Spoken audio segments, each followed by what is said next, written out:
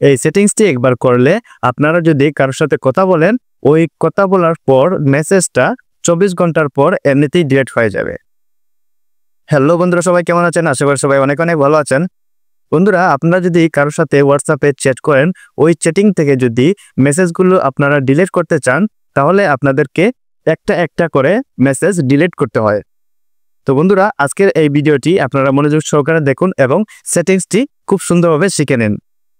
আজকের এই ভিডিওতে আমি খুব সুন্দরভাবে দেখিয়ে দেব কিভাবে আপনারা সেটিংসটি করবেন। এই সেটিংসটি একবার করলে আপনারা যদি কারোর সাথে কথা বলেন, ওই কথা বলার পর মেসেজটা 24 ঘন্টার পর এমনিতেই ডিলিট হয়ে যাবে। তো বন্ধুরা, এমন ইম্পর্টেন্ট ভিডিও পেতে আমার চ্যানেলটি সাবস্ক্রাইব করে রাখুন এবং ফেসবুক থেকে দেখলে অবশ্যই পেজটি ফলো করে দিবেন।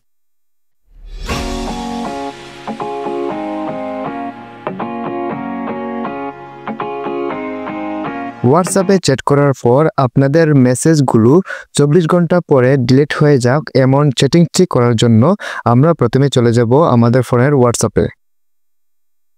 হোয়াটসঅ্যাপে চলে আসার পর আপনারা যেই অ্যাকাউন্টে সেই সেটিংসটি করতে চান সেই অ্যাকাউন্টে এটা ক্লিক করে দেবেন। দেন উপরে দেখতে পাচ্ছেন আপনারা থ্রি ডট মেনু আছে, সেই থ্রি ডট মেনুতে এটা ক্লিক করবেন। দেন এই অপশনে এটা ক্লিক করে দিবেন।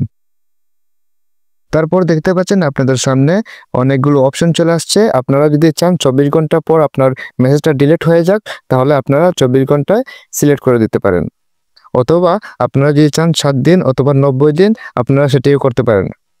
এখন আপনারা যে চ্যাটগুলো করবেন সেই চ্যাটগুলো 24 ঘন্টা পর অটোমেটিকলি ডিলিট হয়ে যাবে। তো বন্ধুরা, ভিডিওটি যদি ভালো লাগে থাকে অবশ্যই এটি শেয়ার করে দেবেন।